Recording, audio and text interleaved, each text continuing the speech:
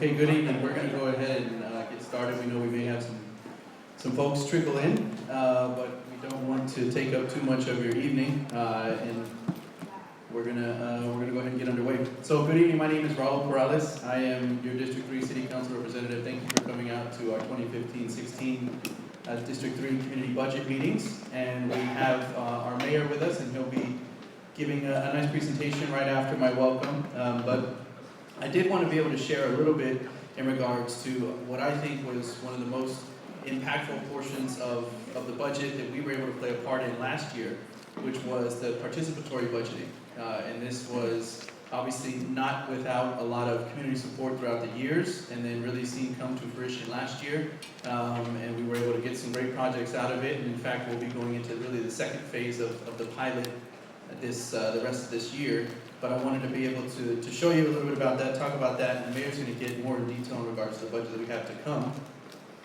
So, to take advantage of your attention as well, because not everybody in the district knows what our participatory budgeting process looks like, and there's many different forms of it, but the one that we engaged in last year and the one that I'll be engaging in again with our District 3 residents this coming year is a little bit more thorough and in-depth, so I wanted to be able to describe a little bit about that program. So, what is participatory budgeting? So this is really an opportunity for the community to have more of a say and a vote on what gets funded through the city's dollars. So this isn't through some exterior grant dollars, this isn't something specific, this is general fund dollars. This is city tax dollars, your dollars, that traditionally us as legislatures get an opportunity to decide on the priorities of the budget, obviously in communication with the community. But this brings it down into the community, into a level where we ask you to be much more involved. So we ask you to be involved from the beginning, which is submitting ideas. We ask you to be involved in the vetting out of those ideas, and getting more community members involved to understand about it, and then ultimately on presenting and then voting on them, and then deciding on essentially where some of those dollars get spent. And so that was the process that we went through as a pilot last year, the first time ever here in the city of San Jose, in the District 3, your district, actually was the only participant in this, and we were able to utilize $100,000 in this, and we were able to get some great participation. Here is a little bit of a model of sort of the process, what I just described, in regards to how we had this evolve last year. Number one is sort of what I'm trying to take advantage of right now is education, and just knowing what is this, what is participatory budgeting.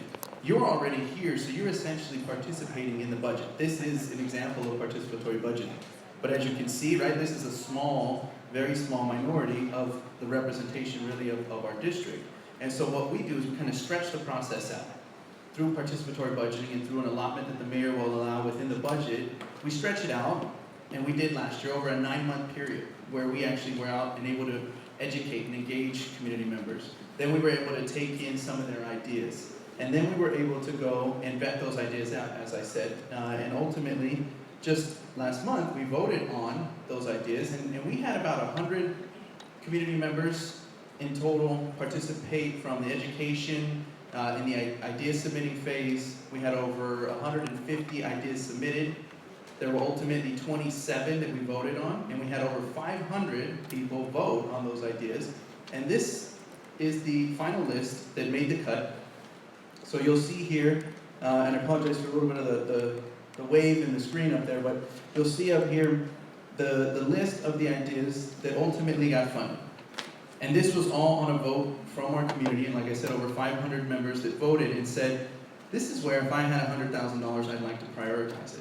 And so you'll see, and I'll run down the list. So we have new soccer nets at the Gardner Community Center, better pedestrian lighting under Highway 280 at 3rd and at 7th, better pedestrian lighting under Highway 87 at St. John, which I was just there on Friday eating at Henry's High Life, and I know that that can utilize some decent lighting when you walk to and fro from the center of downtown.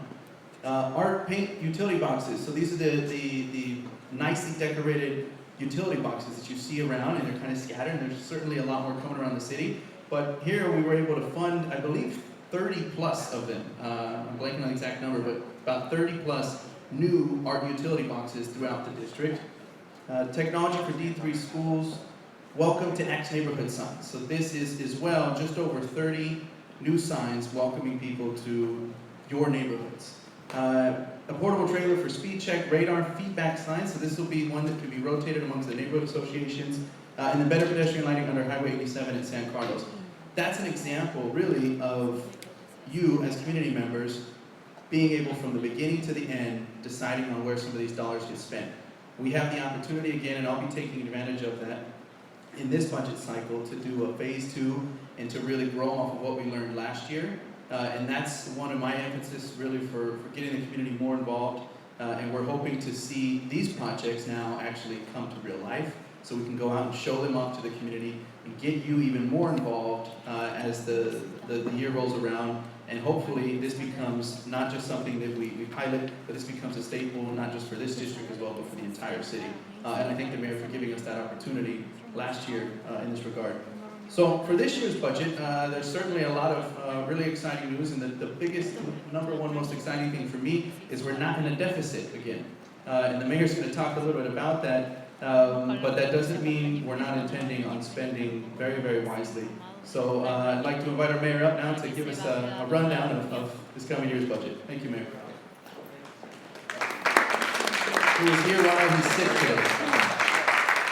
Thank you, Councilmember Peralez, and thank you for your leadership. I really want to thank the entire District 3 team led by Councilmember Peralez for taking on participatory budgeting. It was a very brave effort. This is the first time it's been done in this city. We'd actually tried before. We couldn't get folks to jump. I'm really glad that he did, and you did. Many of you as community members jumped in and got involved, because we want this to be a model for community engagement citywide, and we learned a lot through this process, and we're going to take this citywide and expand it to several more council districts next year. But we are now into the citywide budget process, and where we are is right there in the purple area in the community budget meetings. Where we have been is we started back in March when my office released a March message, a budget message. The council approved that unanimously. The city manager then released his budget, which was a very large document filling 2.5 binders, and describes how we're spending over $2 billion of funding throughout the city. Then we commenced this period of public meetings of various kinds, study sessions, and so forth. That's going to continue until we release a June message on June 3rd, and we'll have a final big public hearing on June 14th, or big or small, depending on how many folks come out. But all throughout this time, we are hearing input from members of the community telling us what your top priorities are. And particularly this week, oh yes, very important, thank you. Very important. We have translation for anyone who needs it. Si alguien necesita traducción, hay una persona que pueda ayudar. Y I don't think I can say Vietnamese. So I'm going to look to see if, yes, we're okay? Okay, good, we're good, fantastic. All right. Wonderful. And before I go any further, I do also want to mention, there are several key members of the city team who are here to help answer your questions, because I'm going to present to you what's going on as quickly as I can, and then we're going to get right to your questions. And with us are, for example, our Assistant City Manager, Dave Sykes. Dave, thank you for joining us. The head of our Deputy Director. Assistant Director, see, I always get all the titles wrong. Thank you, Matt Cano from our Parks, Recreation, Neighborhood Services is here. Allison Suggs is here, who's helping put all this whole thing on here. Jim Orpall, our Head of Transportation. Thanks, Jim. And is Ray Branson here? He's been in all the other meetings. He'll be here, I'm sure, in a minute. And I believe Joe Bourne, our Lab Director, may be here shortly. I'm sorry. Oh, yes, thank you. I'm sorry, forgive me. Captain, thank you very much for being here. I appreciate it. Captain Dave Tyndall. Thank you, Dave. Very sorry for overlooking. It's hard to overlook the guy with the badge. Nonetheless, we'll have, I'm sure, questions about police and safety, and so we really appreciate the experts, subject matter experts being here. I'm just going to tell you a bit generally about what's going on with the budget, and Lee Wilcox from my team will tell you a bit about what's specifically proposed in city managers and mayor's budget so far. But there are questions that routinely come up, and this is one question that comes up perhaps more than any other, and that is, if the economy is doing so well, why is my city so broke, right? It's on everyone's mind, and more importantly, what the heck are we doing about it? So there are some long-term budgetary challenges that we face in this city. I'm going to describe those very briefly. We can go into greater detail if you have questions, but we're going to talk a little bit about what the city's share of the total tax revenues are. That is all the taxes you pay. A very small portion actually goes to the city. The fact that over time, the share of our revenues is shrinking, and that's a challenge for cities throughout the state. We have a fairly small tax base in our city. That's also a challenge.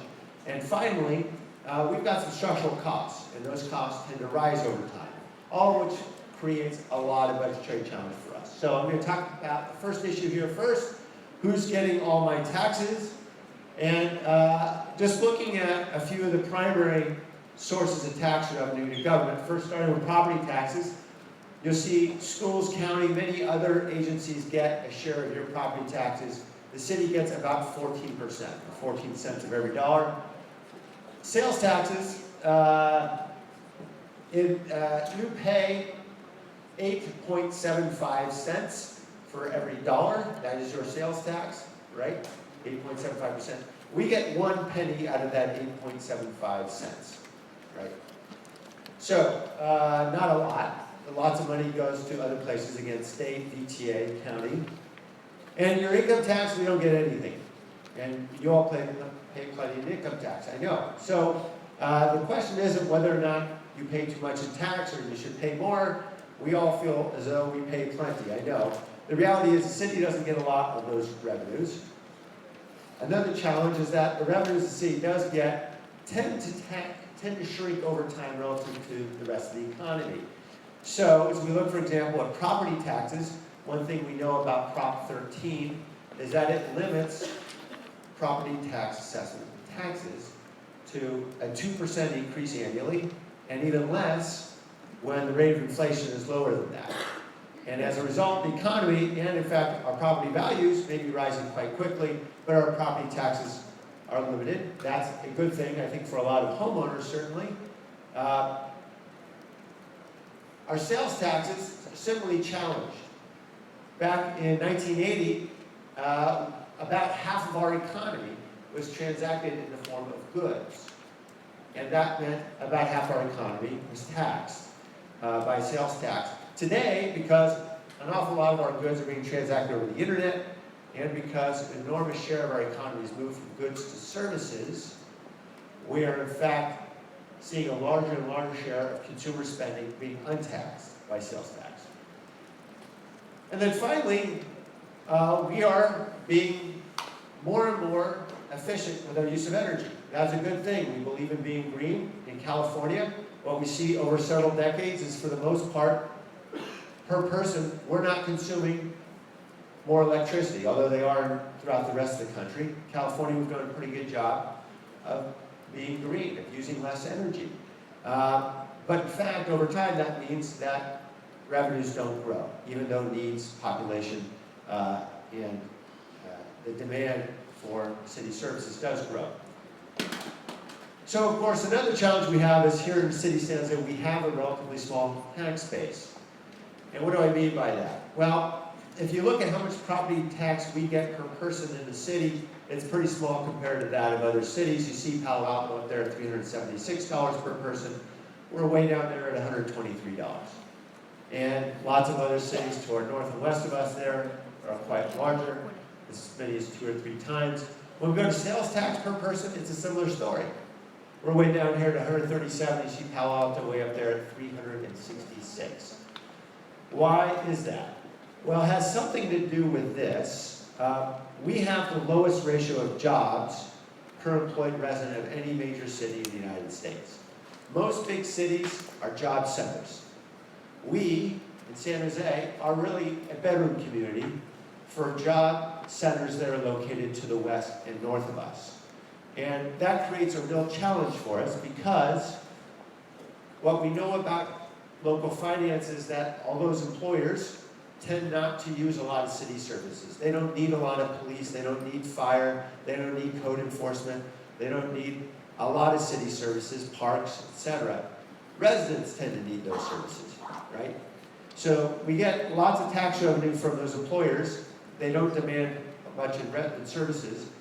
Our residents do pay plenty in taxes, but those tax dollars tend to go to other agencies, and we have to provide services, of course. And so the net for cities like San Jose means that having a lot of residents is really challenging when you're trying to pay bills and provide basic services. And it has a lot to do with basically how we use our land. And the way we use our land in the city is disproportionately heavy serving, that is, providing for housing. We are housing heavy in the city, although we all know we need more housing. That is absolutely true. But only about 15% of our land is being used for job creation. That is, for retail, or for office, or research and development, or a warehouse, or industry of some kind. The rest of our land is being used for streets, parks, those are all good things, but primarily housing. And if you look at other cities, like Mountain View and Santa Clara, you'll see they have as much as almost twice as much of their land is being used for jobs. And so they have large tax base, and ours is relatively small. So those are all challenges we have fiscally. The final one, of course, is one we've been hearing a lot about, certainly in recent years. We have some structural challenges with costs in the city. And a lot of cities do. We're not unique here. We know the structural costs of labor, with our infrastructure, and with population. So, what do I mean by this? These are retirement contributions that we pay over time. We have a workforce that is retiring, is getting older. That means we're paying for more in pensions, we're paying for more retiree health care. And you can see over the last decade and a half, those costs have more than quadrupled. More on this in just a moment. We also have challenges with our infrastructure. Our most common challenges are our streets and roads. You know that every day. You drive on our bumpy streets and roads, you see these things. They're called potholes. If you don't take care of potholes, they become this. That's a large pothole. And so you need to take care of it while it's small, and that requires some money. And if you don't take care of it while it's small, you see a growing deferred maintenance backlog, which is reflected in this chart. Where we are today is about $500 million in deferred maintenance. We need to bring our roads up to a good state of repair. This is just our roads. This is our biggest ticket item in terms of infrastructure, but this is an important one, right? $521 million we've got in deferred maintenance. And we've got to try to start investing in that now. And if we don't invest any more in that basic problem, then we're going to see the problem grow exponentially. And within 10 years, we're going to see over $1.7 billion in deferred maintenance backlog. And of course, we all know there's a structural challenge. We know in all big cities that is growing.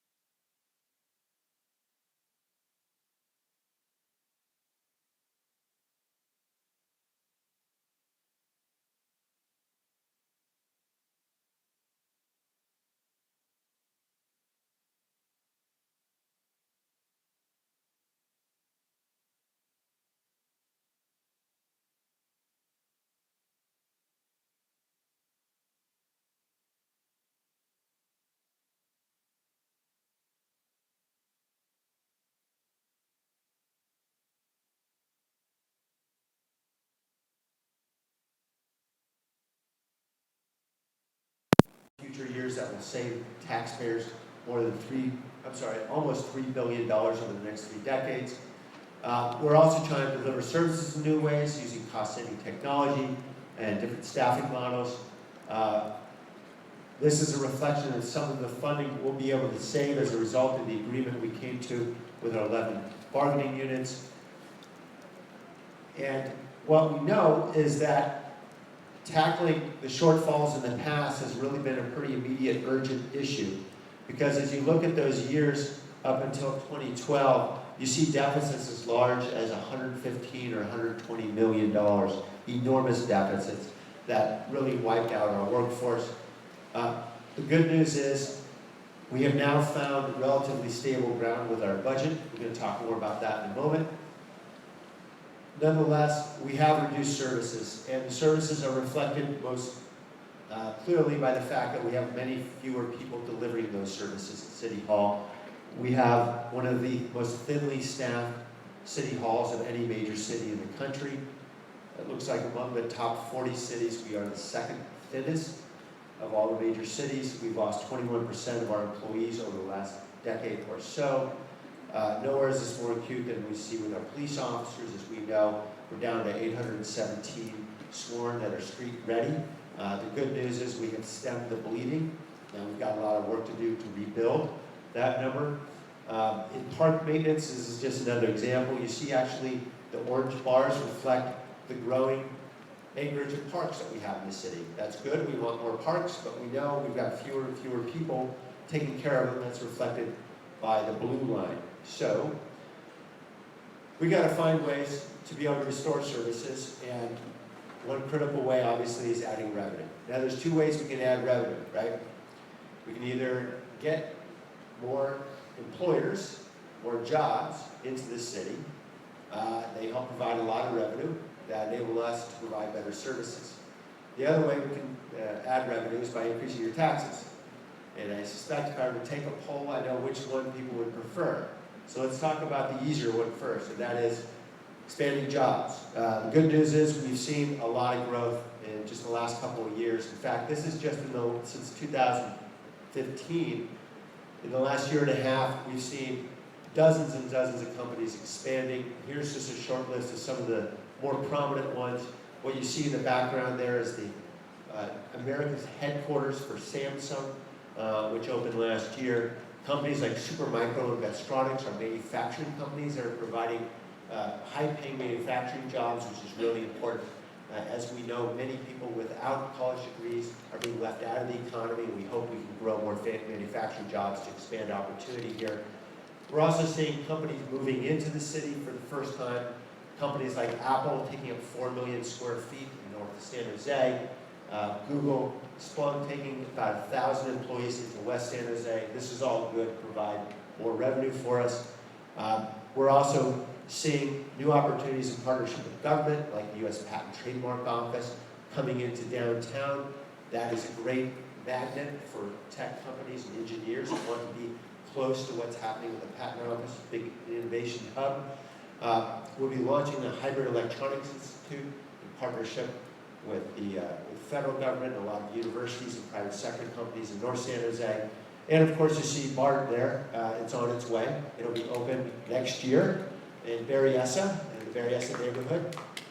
It'll be about a year ahead of schedule and about $70 million or so under budget, which is great news. And we'll be coming to you in November with a ballot measure that will involve ensuring that BART can get built all the way through downtown onto Santa Clara, and then additional transportation needs that we can talk about in greater detail.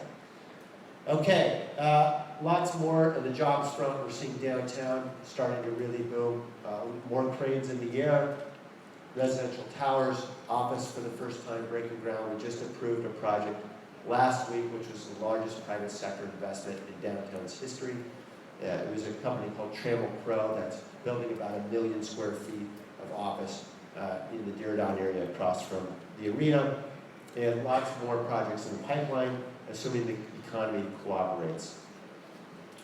And finally, at the airport, we see jobs being created because we have now 5 new international flights there, and many domestic flights that are being added. We had 3 domestic flights that were announced just last week. All that is great news as we're trying to ensure that we have restaurants and hotels and taxis and all those jobs that are created as ancillary to travel that happens from and to our airport. So that's all the good news. So we are going to be adding revenue that way. That'll help us provide more services. But we know the challenges we have are much greater than we can solve with just a good year or two in the economy. And so we're coming to you for a tax increase on June 7th. This is a measure called Measure B. This is a quarter-cent sales tax measure. It will last for 15 years if it is approved. It can only last longer if you renew it, that is, if voters approve it. It would raise about $40 million to support basic city services. And what would it cost you for a typical $10 purchase? About 2.5 cents more for your $10 purchase. And so we'll move on finally. In addition to adding revenue, we can also do things differently. And that's been a big emphasis, certainly, of what we've been trying to do over the last several months. Just 2 months ago, we announced what we call our Smart City Vision, focusing on how we can rely on more innovative approaches to deliver services using technology and data. Our innovation vision is focused on 5 key areas, and a couple of them are really important. I think will be primary in our minds around improving safety and expanding opportunity and equity in our city.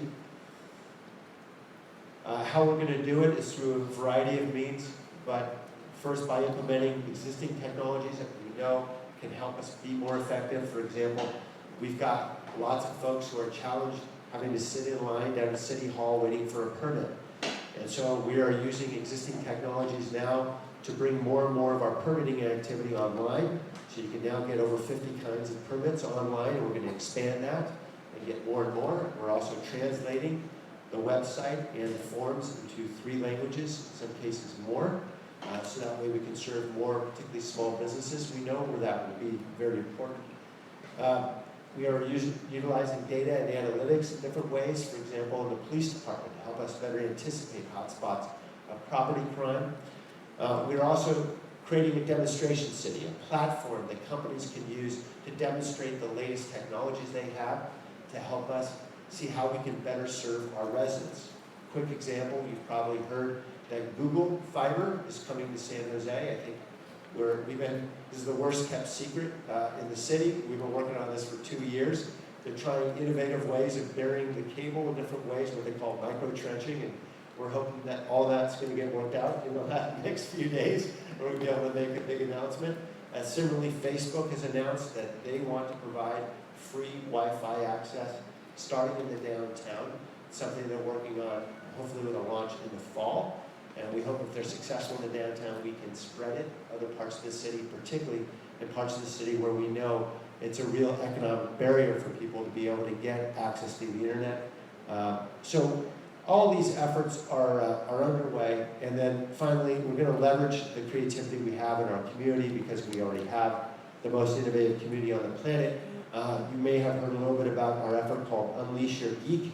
That's coming to a neighborhood near you. We just started the first of our series of challenges of what we call Unleash Your Geek. We're basically creating contests for creative people to help us solve problems. So challenge number 1 is focusing on all that graffiti over the freeway overpasses. That is so difficult for us to clean because we have to shut down the freeways. It takes months for us to shut them down and get Caltrans folks up there to clean the bridges and trestles. And so we've challenged bright folks around us to come up with a device that will help us clean out the graffiti. And that way it'll be a safer way for us to deal with it. And we can get it down right away. And so we've got different partners who are coming in helping to offer money to help people create prototypes that are going to create the next great device. And whoever creates it is going to save San Jose from graffiti, and then they'll make lots of money off of lots of other cities. Okay, so that's our strategy. Now, what did we do last year in the budget? We did a lot of things. We had some money that was helpful. We focused on 2 basic issues, how we could improve safety and how we could broaden opportunity in our city.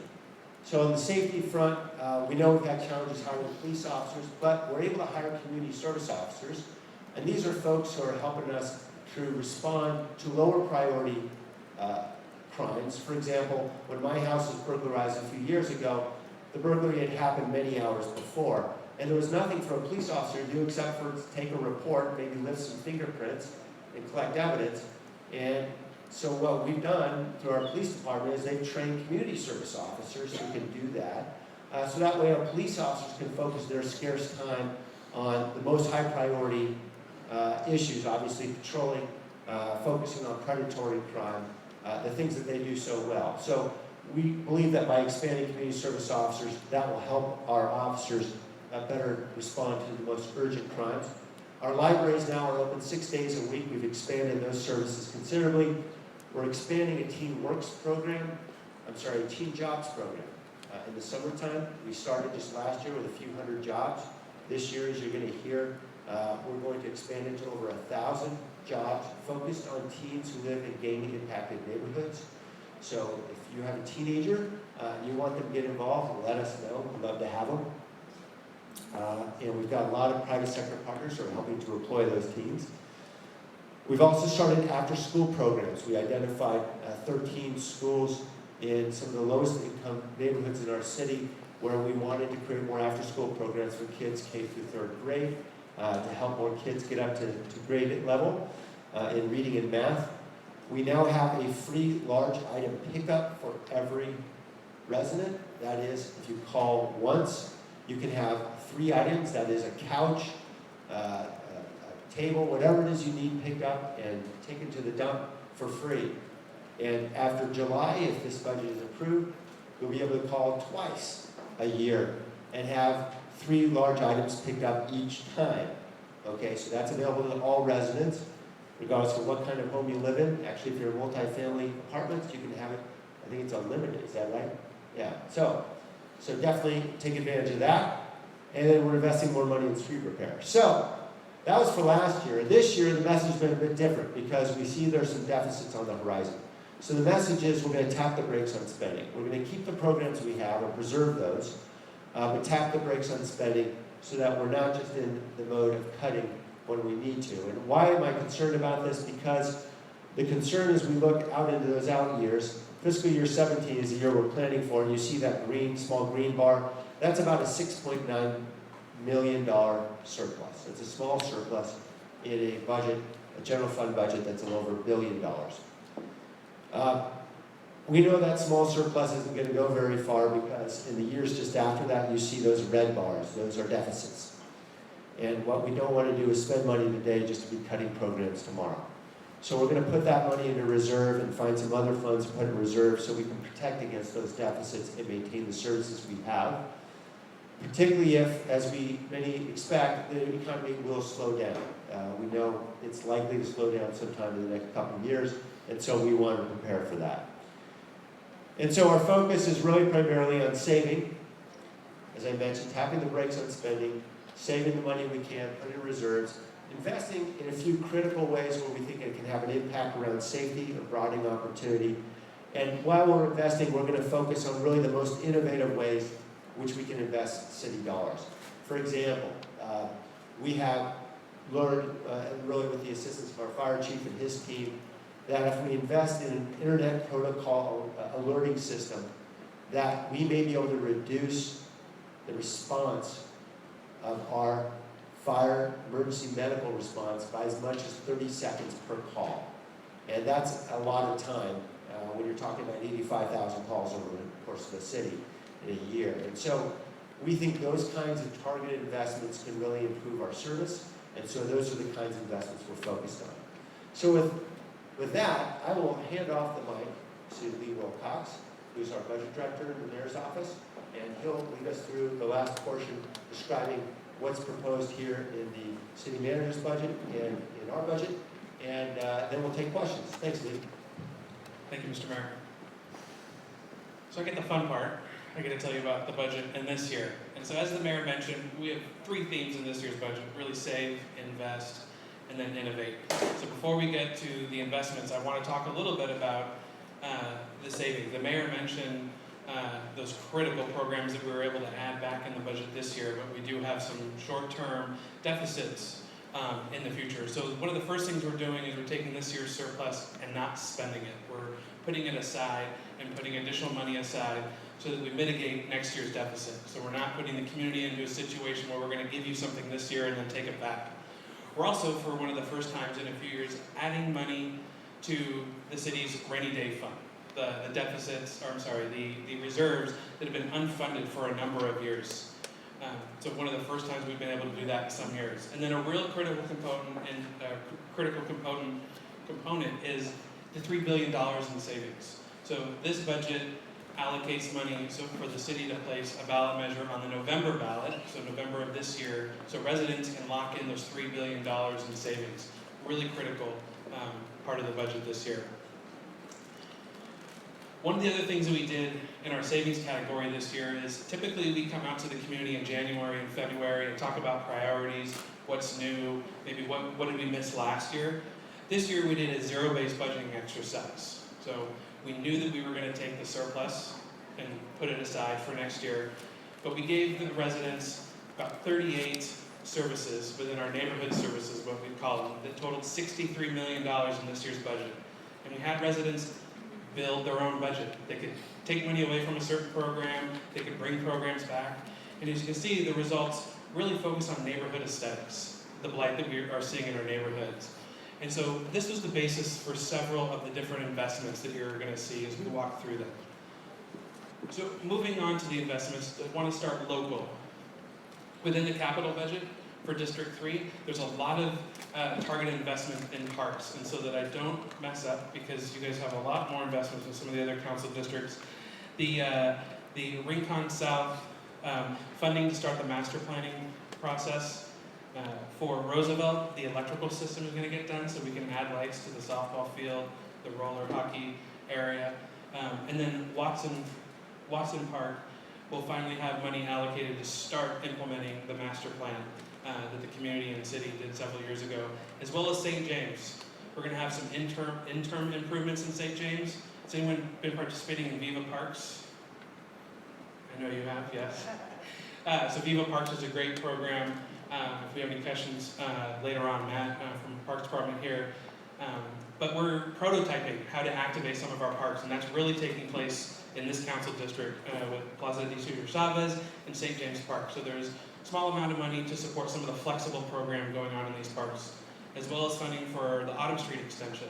So the sidewalks, the curbs, and the gutters from Coleman down to Julian, and then from Julian down to Santa Clara, there's funding to start the planning process for that.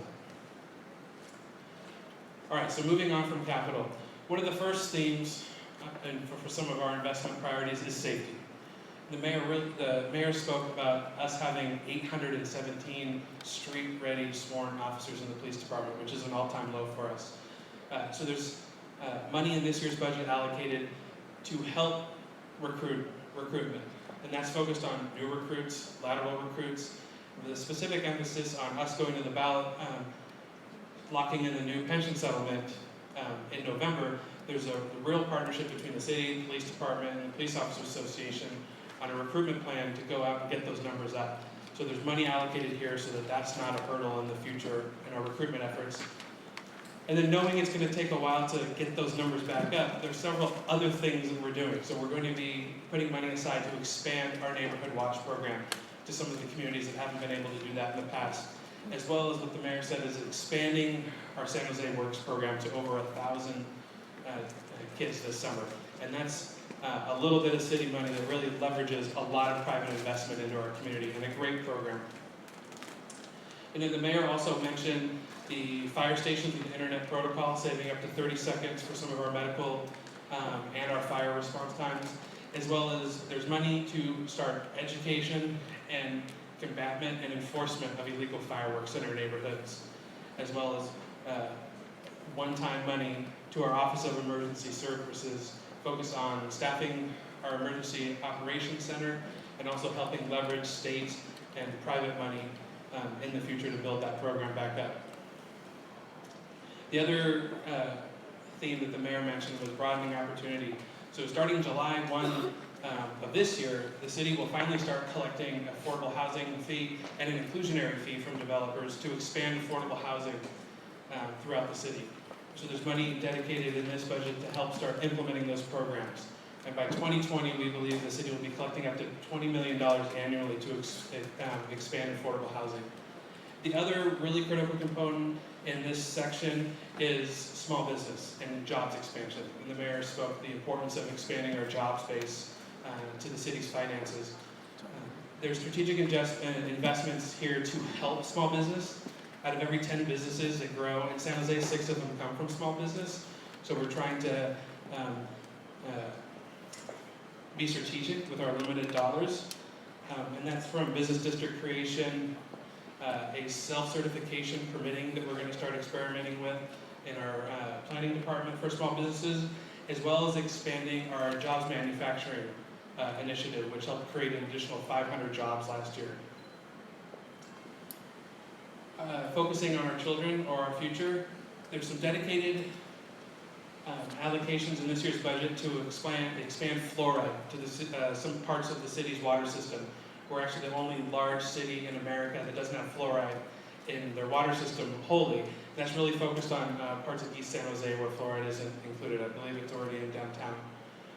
And then the early education program expansion that our libraries do for pre-K, really important learning opportunity for some of the children that's before they start in kindergarten. And that's run out of our library system and has been really popular. And then lastly, our community. This is where we really took a lot of information from the community, from those budget games that we did, and tried to expand. So there's going to be additional funding for neighborhood cleanups in this year's budget. There's dedicated money to help expand the illegal dumping program, and different programs to combat blight throughout the city. So that tackled with the free item pickup that the mayor spoke about that'll start July 1 as well. We really believe that this is a good start of a program where the city and the community together can start tackling some of these areas where blight's really been a problem in our neighborhoods. And then participatory budgeting. You guys were nice enough to pilot this with Councilmember Peralez, and we think it worked really successfully. So the mayor and I have been showcasing the results off to other council districts, hopefully getting them to do it too, because it's created a really rich conversation with you all that we really appreciated. And then lastly, there's pedestrian safety improvements in each of the council districts, including this one. There's also the Parks Rehabilitation Strike Team, which is probably the coolest sounding thing in the entire budget. And that's really focused, a small team within Parks and Rec, on our deferred maintenance in our parks, especially with 2-3 years of drought. A lot of the turf irrigation systems have been broken. So there's a small team that can go out and tackle some of those issues in our neighborhood and regional parks. And then lastly, the Viva Parks program and Viva Calle, who anyone who participated last year, will continue again in this year's budget. And then on to innovation, our last topic. The mayor mentioned the importance of this. Even with additional revenue, we know we need to try and deliver services differently to the community. This is really going to be focused on these targeted dollars in this year's budget for the Smart Cities vision around a safer city and a city that offers a better user-friendly experience for you coming into City Hall and hoping to broaden opportunity for everyone. So that's the snapshot of the budget for this year. The rest of the meeting is really for you guys to talk to us. Any feedback on this year's budget, any questions you may have, Mayor, Councilmember Peralez, city staff, and I are all here to answer questions. And staff will help me with the microphones. So thank you very much. Any takers?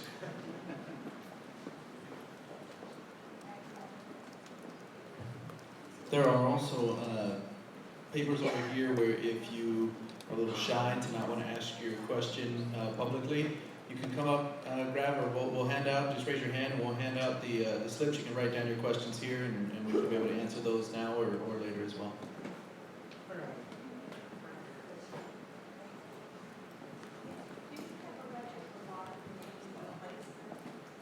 Water main replacement. So they would probably be best informed on that.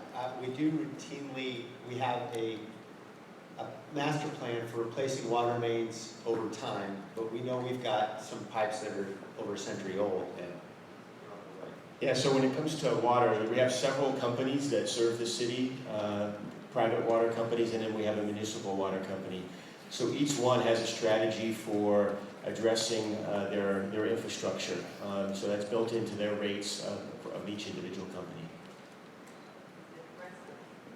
Well, actually, some of the companies do better than others, I would say. The municipal water system that serves South Eatonville and North San Jose, I think, does a very good job of keeping up with deferred maintenance. We're at San Jose Water. Yeah, we probably are in San Jose Water right now. Yeah. It's a private water company, not affiliated with the city of San Jose. I can show you your water is routinely tested, so we all drink it. I think the participatory budgeting program last some months ago was very valuable. And I'm wondering if that's in the works to do that each year. Is that possible? It's in the works for next year, yes. We have to make that decision annually. I think you've already recommitted, is that right? Yeah, so Councilmember Peralez is all in. And so I know he's probably going to tweak it as he's learned things. And we're going to learn from whatever he's learned and try to see if we can spread it. Yeah, and at a minimum, it will be double the budget that it was last year. So we did find it cost us a little bit to run the program, from the mayor's staff, from city manager's staff, my staff, and then city staff, running facilities. But we are looking at, it's going to be allocated from the mayor was 250 out of the essential services. So we may have to either squeeze the mayor a little bit for some more, or trim a little bit off of that 250. But no matter what, it's going to be 200 minimum. So it'll be double what it was last year that the community will be able to vote on. And we're hoping to squeeze a little more out of that. But yeah, so we'll be ramping it up, 2.0. What are the main reasons for the projected deficits?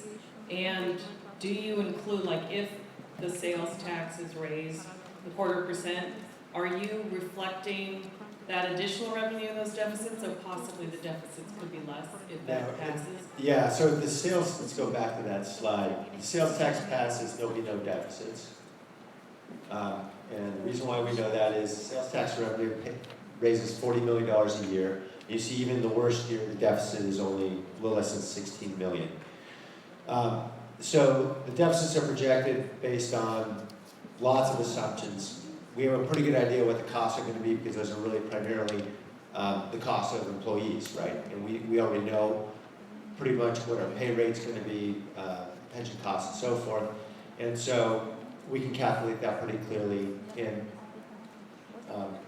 what is driving the deficit fundamentally is all those things that I described at the very beginning. We know there's some structural costs that are rising, and we hope that the economy continues to grow and our revenues will continue to grow, in which case, if the growth is faster than we projected, then we'll make those deficits go away anyway. But one way or another, we know that the level of services we're providing is not the level that our residents want or deserve, and not what we'd like to be providing, and that's why we're going out for tax increases. Yeah, you're voting on Measure B in June. The election is June 7th. Yes, so people are voting as we speak. Yes. So one advantage that we have over any other city in the Bay Area is we have tons of space. So what are we doing to get new business? What's the challenge? What new ideas do you guys have? Yeah, there are certainly some new ideas, but I can tell you that the best idea is an old one, which is the way you grow jobs in the city isn't so much attracting other companies in, although that makes a lot of headlines. The way that 95% of jobs are created in this valley is from small firms and small companies getting bigger. And so the real key is ensuring the employers who are here want to continue to grow here, because we've got a lot of fast-growing Silicon Valley companies, except they're choosing to grow in Austin, right? Or they're choosing to grow in Shanghai. And so we want them to grow here. And so an awful lot of our energy on our Office of Economic Development is reaching out to this companies to find out what they need to continue to grow here. The challenges that employers are finding here are pretty predictable, the same challenges all of us are finding. It's very expensive to live here. That makes it hard to attract employees. It's also very difficult to get around right now. So we need to invest more in transportation, and that's part of what we'll be talking to you about in November, about a ballot measure to really substantially improve our transit and transportation system. But there's a lot of little things we're doing, and I'll just give you a few quick examples. In downtown, for example, we've continued to have a very modest incentive for folks who are moving into downtown to be able to take available parking spaces that are in public garages for employees at a reduced rate. So that way we can fill up the empty spaces in the garage and encourage more companies and employers to come into downtown. So there are lots of little things we're doing. For example, we have a foreign trade zone, sort of preferential rate for customs duties that we're able to offer citywide. That is something we're able to offer to companies that are transacting a lot of goods internationally. So lots of small incentives, little incentives, but the bottom line is we don't have a bunch of money to go give a company, and even if we did, I'm not sure that would be a very good use of public dollars. So we're trying to focus our efforts in very, very simple ways. Questions? Why can't you tax huge estates of the wealthy and the large corporations instead of a sales tax? Great question. Yes, it's very timely. So first of all, find me those huge estates of the wealthy. We're going to go get them. We are a city of 1 million people, and we are certainly of wide varieties of income, to be sure. But it is fair to say that the wealthiest folks in the valley tend to live to the north and the west of us. And although we would love to tax their multi-acre estates, for the most part, those cities would prefer that we not tax their residents. And we are only able to tax our own residents, our own companies. That's all we have the power to do. We are, however, we do have county-wide measures that are being considered, and one of them is that measure I mentioned in November. That would come forward for transportation improvements. And why can't we tax large corporations instead of a sales tax? So a couple things I would say about this. First of all, large companies do pay the sales tax. In fact, about a quarter of the sales tax revenues that we get is from what we call business-to-business sales tax. So there are large companies paying that, but yes, it's primarily borne by residents. When I went back to that slide about how we're using, let's go back to it. The challenge we have with our revenues is that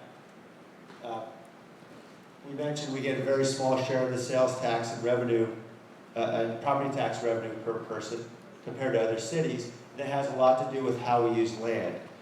If you tax lots of corporations a whole lot, they can choose where to be and where to hire, and they can choose to go somewhere else.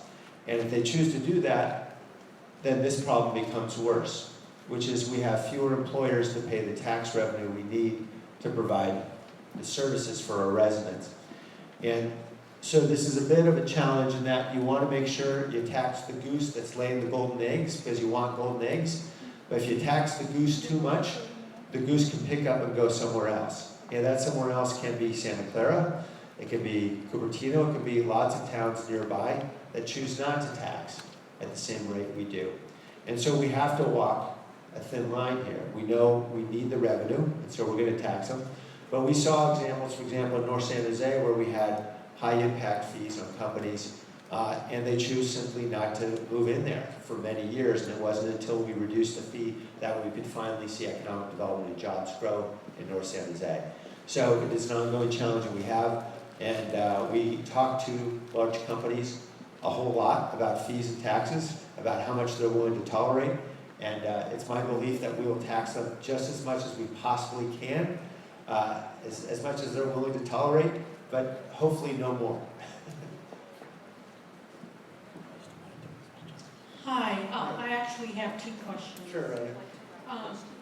Where it says total city positions, are these full-time permanent positions? What number are you looking at? Page, How many positions are they reporting? 6,099. That's the equivalent of full-time, is that right? So in some cases, they've taken part-time positions and they've smushed them together and pretended that 2 half-time positions are equivalent to 1 full-time. And I'm gonna tell you why I'm asking. Yeah. I retired from San Jose PD Records a number of years ago. Half of the people I retired are working for the city now, part-time. And so that kind of concerns me, because I know they're in records. The people that are employed there are not happy because the fact that the city is hiring back retirees, this is a property room, this is records, and I know in other parts of the city. So employees feel like they're not moving up, or especially when it comes to seniority, because there's no movement. There's not new hires. These are just, I don't know what you would call them, but, you know, so that's why I'm asking that. If they're being included in the workforce, because, I don't know, it doesn't make sense to me to try and hire back a bunch of retirees. Granted, you're not paying them a pension because you're already paying them a pension or health care or anything, but it just doesn't seem to work. Yeah. Dave, you want to? Yeah, so typically, we do have a lot of vacancies in the city right now. We've been trying to fill them as fast as we can, but we can't seem to keep up over the last few years, and I think we're making some headway. But typically when we use a retiree, we call it a retiree rehiree, we're normally using that as a short-term strategy to kind of fill that position until we can get the permanent people in place. And I would say that's a strategy we're using in many departments. So it's really a short-term thing until we can get the position filled permanently. These people are over a year. So we can look at that. So typically I would say a year and a half would be the max. More common, I would say it'd be more like 6 months. Thank you, Ray. Thank you, Mr. Mayor. So we have several writing questions, and I'm back here with Jim. First one, will there be public training in the pedestrian safety improvement program? And then second, what about crossing guards for charter schools? Jim, do you want to come to the front? Sure, Mayor, I'm happy to come to the front. Jim Ornball from the Department of Transportation. So questions about pedestrian safety. We do a lot of education work. We focus primarily in the schools. So we have a number of programs. Last year alone, in 2015, we had education for about 40,000 students across the city. So we're making a great push within our schools. And school children are some of the safest we have around our city in terms of them getting to schools, getting to parks. They really know how to pay attention, watch out for cars, and do it in the right way. We're also focused on senior citizens as well. So we're doing education kind of focused through our senior centers. Those are probably our two most vulnerable populations. But fortunately, particularly the kids, they tend to listen and learn and really follow safe ways to get around our city. Another program we have in the city that our police department runs, it's our adult school crossing guard program. We have about 120 intersections across our city, focused on busy intersections that are leading to schools and really trying to help kids get to and from school safely. So that's a major part of our overall effort. And then last year, the mayor and council kicked off a major kind of transportation safety initiative called Vision Zero, where we're really focused on trying to eliminate all fatalities in our city and serious injury crashes. Most of them happen on our major roadways, so we're really looking at a major kind of engineering focus, working with our police department to have their enforcement focus on the most critical areas of our city, and then also trying to ramp up our education over time. So it's something we're definitely working on.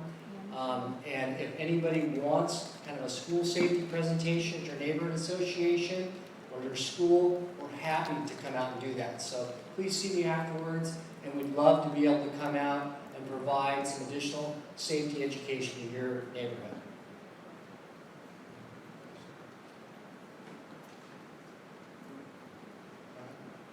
Lee, do you want to go with the question, or is there someone else? Here. Oh, great. Thank you. I'm concerned about Santa Clara Street. I know it's very complicated, the development of it, so-called urban village, but there's a lot of families that live north of it and south of it, and it's not very family friendly. You can't walk down it at night, and the type of businesses there are not really family friendly. Right. And I know there's a lot of issues regarding transportation coming down, park coming down, and, but the development of that with an eye towards more family-friendly businesses is really important to the people south of Santa Clara Street, Navy Park. Yeah, point well taken. And sure, Councilmember Peralez may want to speak a bit to this, but let me just say broadly, I think the most transformative thing we can do to make a particular neighborhood district more family-friendly is to have more people walking, right? And to get more feet on the sidewalk. And so I think the investment in bus rapid transit is going to be particularly important as we bring more people along the corridor. And as things develop, we'll bring more people obviously as well. The opening of that medical center on 17th Street in Santa Clara, I think is going to be very impactful. I'm glad for the county's investment. I think getting that entire parcel redeveloped around San Jose Hospital is going to be awfully important, again, to bring more feet to the sidewalk. But the reality is, as a city, we don't really control what kind of businesses go into what spaces. That's up to a landlord, and if they are lawful and they can get the permits, they can go there. Certainly we've had challenges in the past, we know, for example, with there are particular dispensaries that were not obeying the law very well.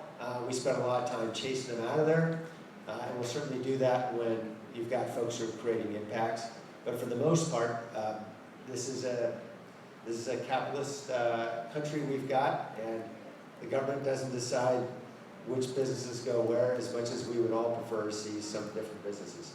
Did you want to? I was going to add that same point in regards to, we certainly try to do our part to restrict certain businesses that we know are a real drain.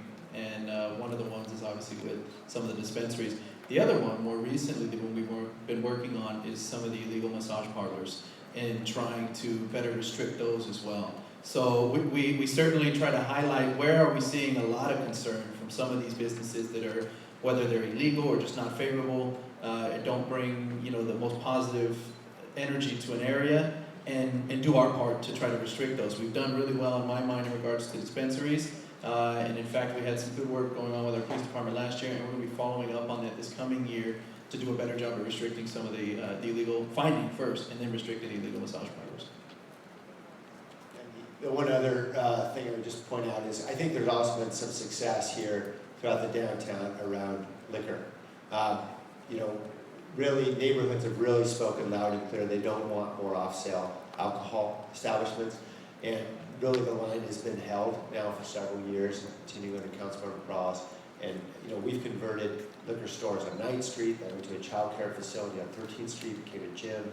You know, we're starting to see some of those turn, and we want to continue to see that to happen. So if you've got a little neighborhood shop that opens, please support it so we can keep them up and running. So we're going to do two writing questions really quick before we go back to the crowd. Mayor, first one's for you, the second one is for the council member.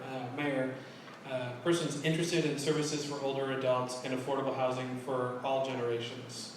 So what within the budget are we doing this year? Yeah, we have Matt, I know from Parks and Rec, who may be able to talk with more specificity. In this last year, we have invested in the senior nutrition programming to ensure that we would get on-site cooking in all the locations, because we were told, and we heard loud and clear, that seniors really wanted the cooking to be there and be fresh rather than be brought in, and that made a substantial difference in terms of attracting more seniors and bringing more folks into the programs. Do you want to speak a little bit I more just about want to that? add, the numbers have definitely gone up with the senior nutrition meals since that time. They continue to exceed our expectations. There's also a specialist to help with senior, recreation specialist in the budget to help with senior services this year, so to improve our services. Okay, so we'll see very modest increases. We just don't have a big budget to be able to say we're going to make a huge boost in that area. I know that transportation is a huge issue for seniors in getting to the community centers. And so we've been working with VTA to see how we can expand outreach and do some other things. But for the most part, we're going to have to see how we can better use the services we've got. On affordable housing, that's a very broad topic.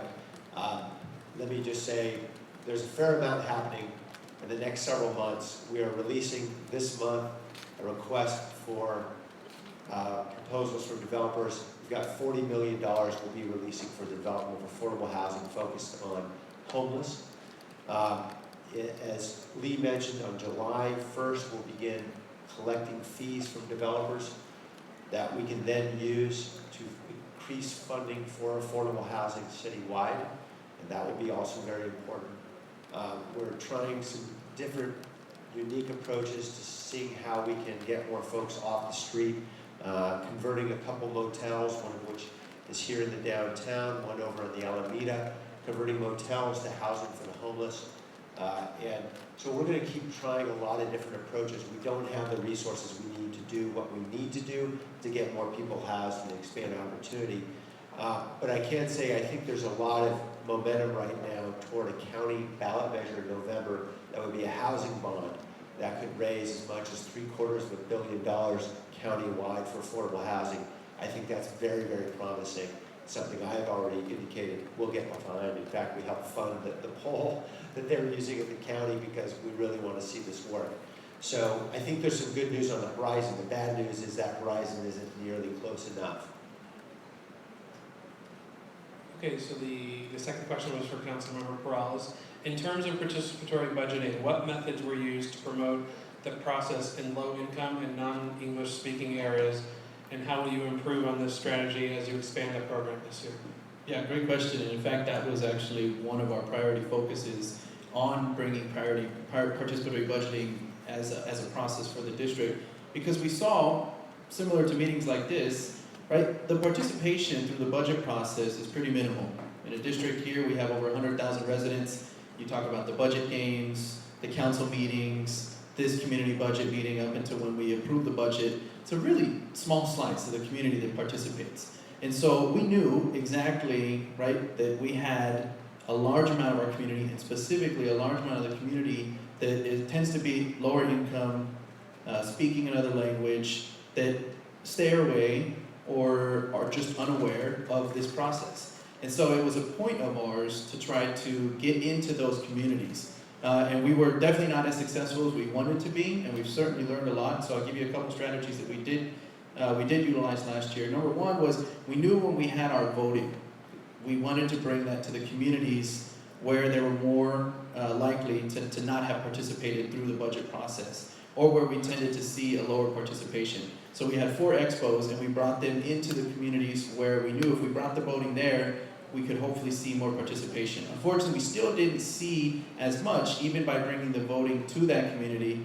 It may have taken one more step, which would bringing it to the actual doorstep.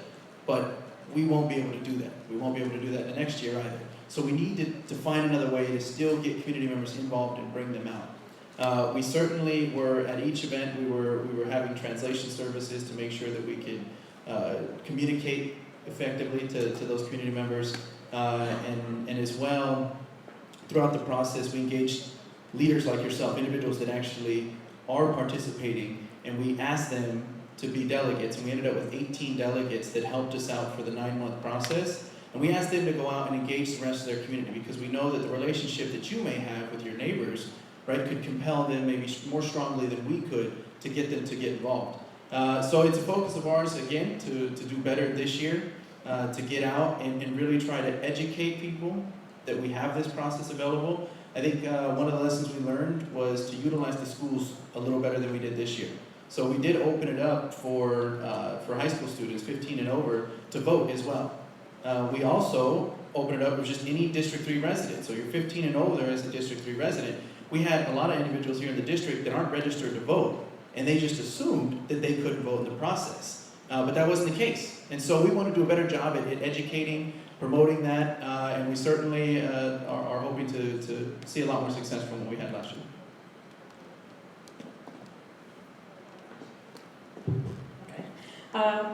Last year, since we opened the libraries 6 days a week, at the meetings, this meeting last year, I had asked how long you project that we'll be able to continue at 6 days a week, and I think at the time you quoted about 5 years. You're planning that far out. I just want to see if that timeline is still correct. Yeah, it was based on what we thought we could sell together with between the funding we had from the parcel tax measure, that what had been saved up from the prior measure,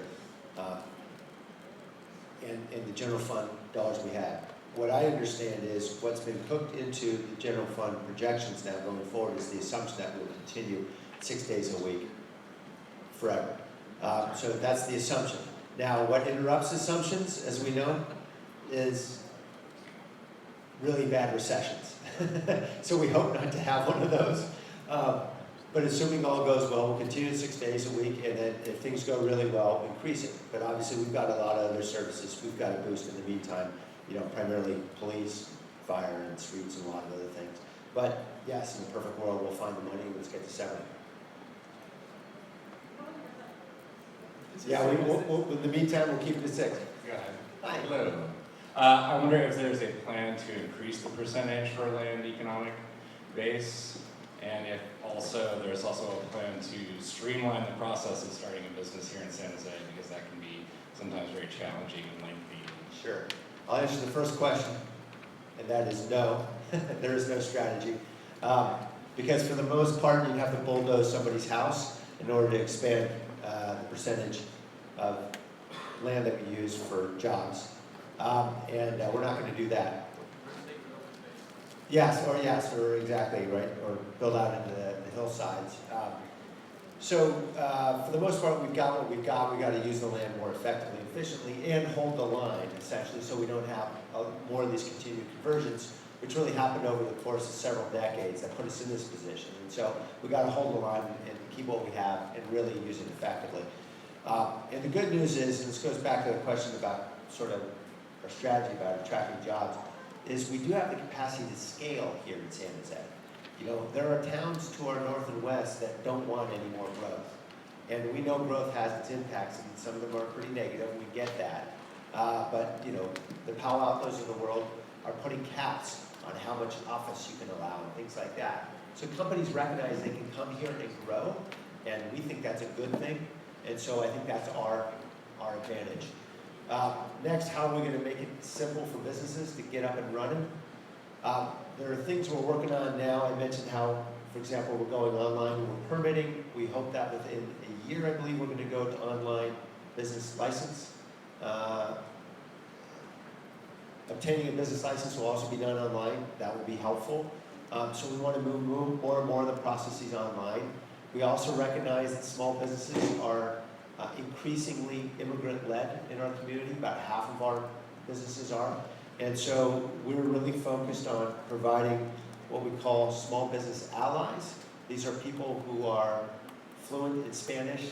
Another person we just hired is fluent in Vietnamese, who can help immigrant businesses get through the process and get up and running, because we know it can be a little daunting regardless of what language you speak.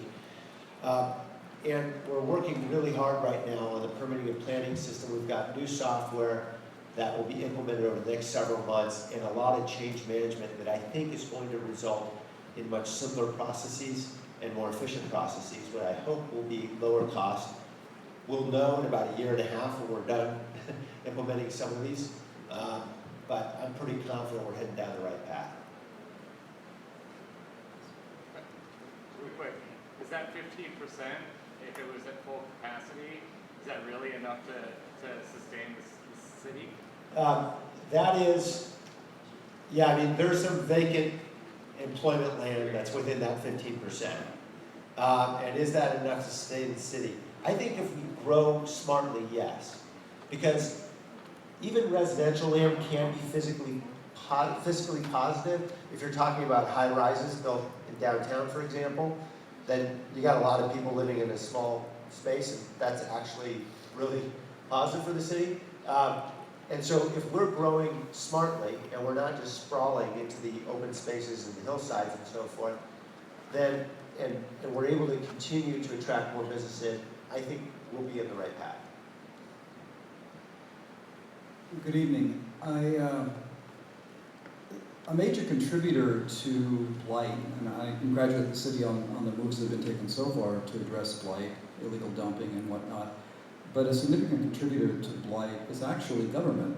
And I point out ETA, the county, I know the what state. specific parcel you're thinking of. Well, yeah, and, you know, I had to call Senator Jim Bell's office to get Caltrans to come out and mow a particular parcel in my neighborhood because 6 people at Caltrans at high levels in maintenance and real estate didn't even acknowledge my existence after 2 emails, so each.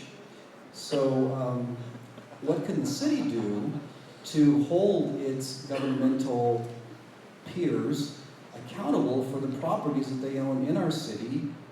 Also, large infrastructure entities like the Union Pacific Railroad. Yeah, railroads are tough. Government and railroads are very significant contributors to blight in the city. What can we do? I was hoping you'd ask an easy question. So no, he doesn't. So in terms of Union Pacific and the railroads, they've been around for a couple hundred years, and they know it, and as a result, they feel that they're going to outlast us. Excuse me.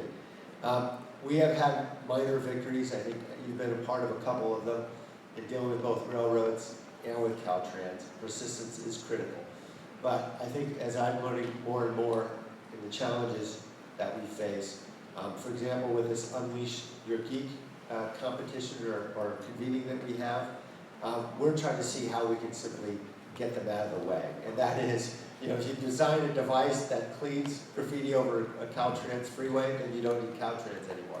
The good news is Caltrans is participating with us in this competition. And so, because they have, obviously they get to decide what flies over their freeway.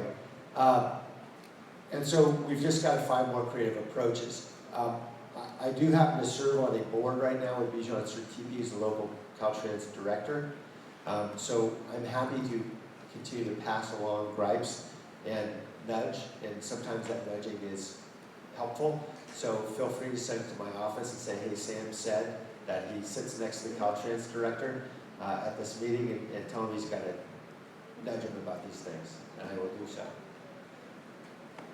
I'll just add that I always like to utilize a little bit of honey, and so I have tried on my part to create just better relationships with all these entities, and maybe the decision makers that are there that are going to be, you know, deciding on when the cleanup goes or what list it goes on, simple things like responding to constituents.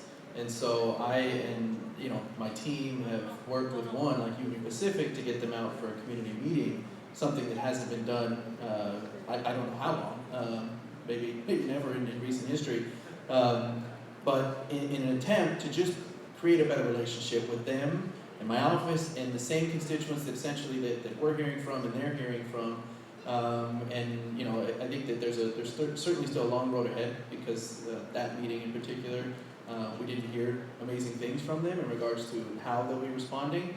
But certainly that's my approach, is to continue to work with them, because ultimately we have to, especially when it comes to dealing with their property or you know, needing to get their services as well. And so that's an attempt that I'm trying, and we're trying to see how successful we can be with that. And we will certainly, when need be, put some force on it, and I guess maybe even utilize the mayor a little bit to put some force to it. Yeah, I mean, Raul really put it much better than I did. It is about building relationships. I've been beating my head against that wall for 8 or 9 years, but I really appreciate Raul's efforts to build relationships. It may work a lot better. Mr. Mayor, real quickly, before we go back, question from online. If we need more money, why do we provide subsidies to businesses and developers? Yeah, good question.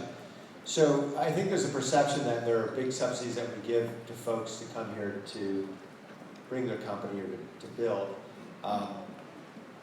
I think that's probably born from some history back when we had a redevelopment agency. I think, for example, Adobe famously got a $28 million subsidy, for example. May have the number off by $1 million or $2 million. That was a decade or 2 decades ago. That is simply not the reality today. We don't have a redevelopment agency. We don't have big subsidies that we hand to companies or developers. The best we give them is reduced fees in those situations where we know by them coming into the city, we're going to get a whole lot more revenue than with a reduced fee than we'd ever get if they simply chose not to come. I'll give you a quick example. Airlines at the airport, we have reduced fees for airlines to come, international airlines in particular, to come into the airport, landing fees, things of that nature. Although those fees are substantial over the first 18 months, I believe, is the typical structure. Even through that period of time when we reduce the landing fees, we still end up net positive by more than $1 million as a result of that new international flight. And if we are able to keep that flight for many years, then it is a huge net positive. And that's just as we talk fiscally in terms of impact of the airport or the city. If you think about the economic impact throughout the entire community in the city in terms of jobs, the impact is much, much greater. And so the incentives we offer for the most part are those kinds of incentives where we try to reduce fees if you believe that is going to be helpful in bringing them in the door. For the most part, most of our fees are fixed, and we don't change them much, except for those very high-profile opportunities to have a big impact. I just wanted to thank the individual that's actually watching the live streaming for asking the question. Okay. It's my mom. Buenas tardes. Tengo tres preguntas. La primera es, ¿qué programas van a tener ahora en nuestra comunidad del área de Washington? Para los programas de verano y también para los niños después de escuela, porque no tenemos muchos programas. Okay. Es la primera. Okay, un momento, vamos a regresar. Matt, the question was, what programs do we have in the summertime after school in the Washington community? Oh, he's got it. Okay, Matt. I understand it, but I can't answer it in Spanish. I'll have to follow up. We do have summer camps at all of our major hub community centers like Roosevelt, but I'll have to follow up specifically to see what happened in Washington United so I can get your information and follow up directly with you afterwards. Yeah, and my office can do that as well, so we can follow up. Y otra pregunta, ¿eso va para toda la comunidad y todas las escuelas incluidas, los programas? Sí, todos los niños de todas las familias pueden participar en nuestros programas. The question was whether or not everybody from any school could participate, and the answer is yes. Okay, y la tercera es, ¿qué tanto es el centro comunitario de Washington, parte de la ciudad, y está ocupándolo el otro que es... Catholic Charities? Ajá. Okay. So the question was how much of the center is... Sí, ¿qué tanto lo puede usar? ¿Qué tanto es el porcentaje de...? Porque no vemos que hay mucha actividad en el centro. So, queremos saber qué tanto programas por parte de la ciudad hay y del centro comunitario, porque hay muchas personas en nuestra comunidad que son de bajos ingresos. Entonces, hay muchos programas que no pueden pagar las familias. So I'll just say it in English. We only have, there's Catholic Charities does all the Catholic Charities does all the programming at Washington United Youth Center. The city doesn't have any staff or programs that operate out of there, mostly because of budget cuts during the recession. Yeah, so Washington is a full reuse site where only Catholic Charities does the programming there. ¿Cómo podemos traer que vengan los programas más programas de la ciudad al center? So how can we get more programs and the city more involved, obviously, in holding more programs there? And so I don't know, Matt, if you can talk a little bit about reuse and obviously an ability to get some of those centers back. As the economy gets better, we do have the opportunity at certain reuse centers to provide some city staffing back. For example, we were able to provide some a portion of city staff back to Allen Rock and Alviso youth centers during the last budget season. I'm not aware of any current money available to add city programming back to Washington United, but what I can do, and after today I'll take a look at, make sure I'm aware of all the programs that are offered by Catholic Charities and then out of our community centers down there, and if I can get your contact information, I can follow up. And just to give some context, you know, nonprofit organizations like Catholic Charities are receiving very little city subsidy. We do have grant programs that the nonprofits get, but for the most part, they're doing the work that the city's simply not able to do because we don't have the money. And so we would love to have more programs. They would love to have more programs. They're also constrained. Where we're seeing some growth in programming is really at the biblioteca, at the library, where because we're serving more days now, and I know there's been a lot of investment in more programs, particularly for early learning, I think that is more and more an opportunity for all the kids in the community. I'm Mr. Liccardo. My name is Jesse Rodriguez. I'm reading this Police Department Air 2 helicopter engine replacement. And then underneath that it says it would provide $535,000 to overhaul the engine helicopter. I'm not sure how much a new helicopter costs, but I don't know if it's feasible to spend $500,000 to fix something that's going to last 3 years versus getting a new helicopter that will last you 5, 10 years. Good question. Captain Tyndall, do you have any idea what a helicopter costs? I do, actually. Really? Wow. So as far as the San Jose, we are looking at replacing, we have Air 2 right now, we would love to have an Air 3. It's hugely expensive to replace helicopters and the parts and the maintenance and everything goes with it. $500,000 is what we're looking at to replace it. A new helicopter right now is about $4 million.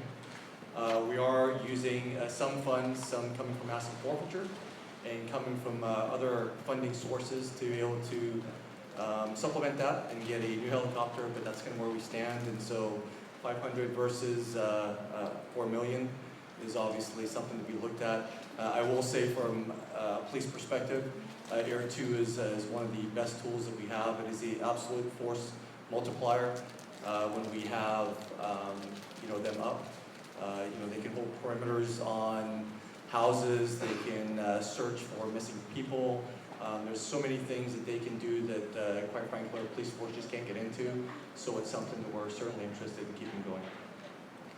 And I just wanted to add a piece to that is that, and as Captain was saying, we have an Air 2. We don't have an Air 1 for those of you that don't know, but that actually helicopter did crash. In fact, we lost an officer in that.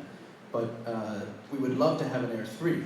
So we'd love to have 2 helicopters, even if there's one that is aging, right? But we've been able to replace the motor and keep it up as a backup, or one that when a helicopter's in service or out, that we still had another helicopter to be able to utilize. So to have one that's maybe a little bit more aged, and then potentially in the future, and there is the San Jose Police Foundation, actually a nonprofit, is looking at trying to raise funds to contribute to the city to help us purchase a new helicopter. So that is something that we certainly hope to have in the future, and hopefully we'll have the 2. We have a written question that came in Spanish, and it's just saying the people who just came out of jail and they have a record, what agencies can they go to help them find a job?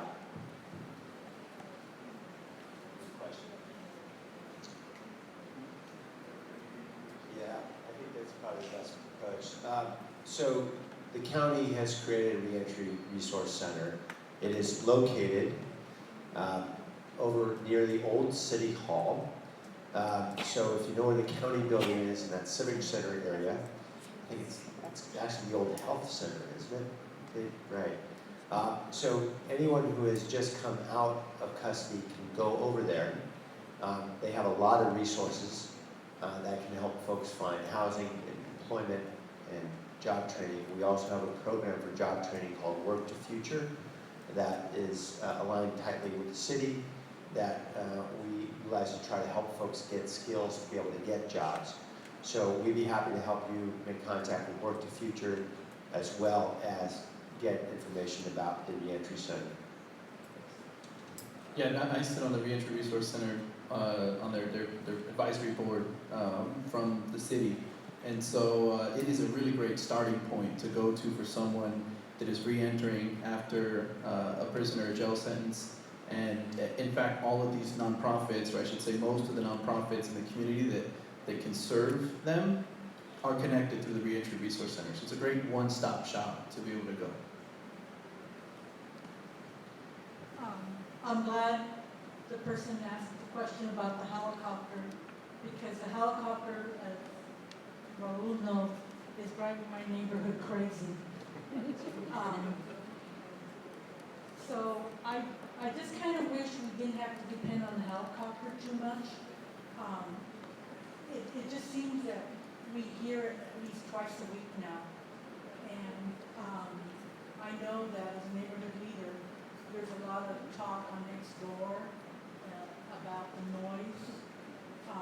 So I'm thinking that maybe the neighborhoods that get to hear the helicopter more than other neighborhoods, that maybe we could put more resources, whether they be community officers, to do patrols. But no offense, but it just drives people crazy. I live in North Side, and we have the birds overhead on occasion as well. Look, I appreciate the frustration. On the other hand, I wouldn't want our department operating without them, but I hear you. We want to get more police officers out there on the street. That's our top priority. Until we get a lot more officers out there, we're going to need some help.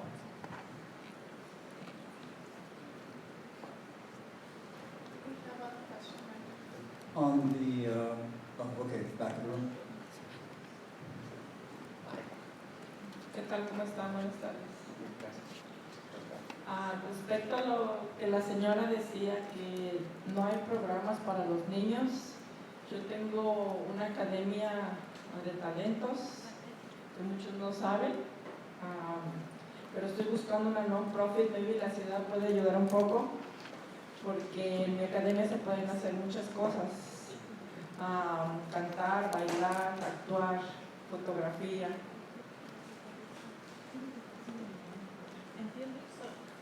So she said she has an agency that is also looking for a nonprofit to sponsor them, and she's saying maybe the city can help because they help for the kids to dance, to sing, etc.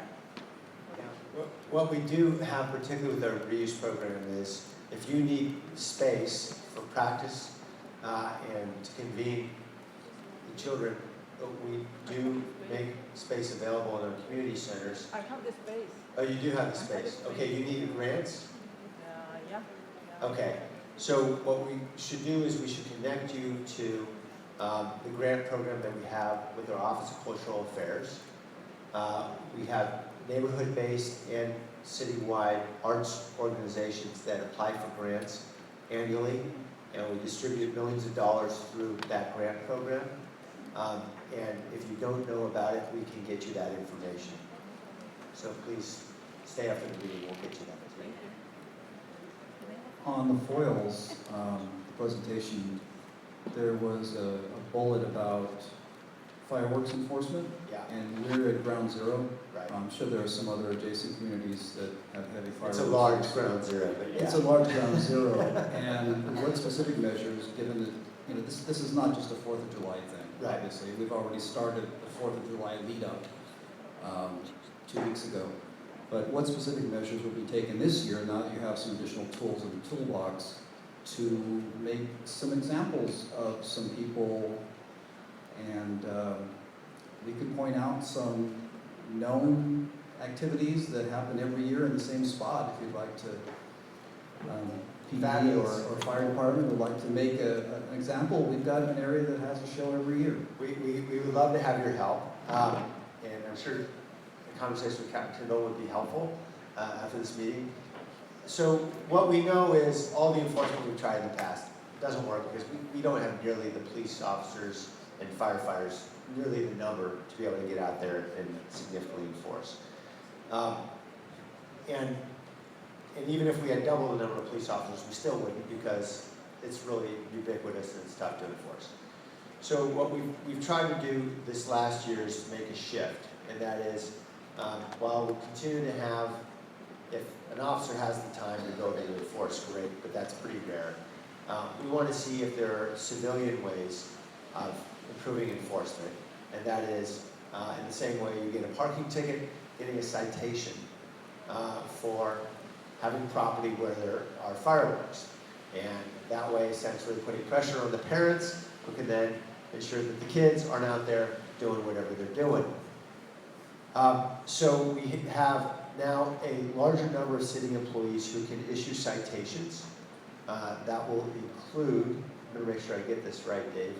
We have park rangers and community service officers? No, not this year. It's code enforcement. Code enforcement will be doing it, right? And we may expand it a bit in years to come.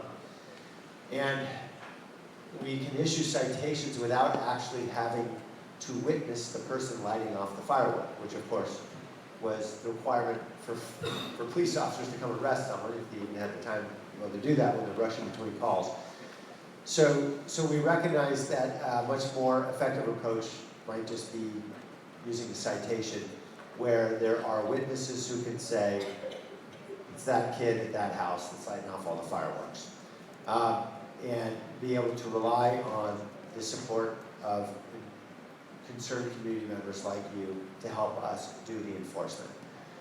So people can complain and have their personal information withheld, of course. You can do so online now on the city website. That's up. Is that up today?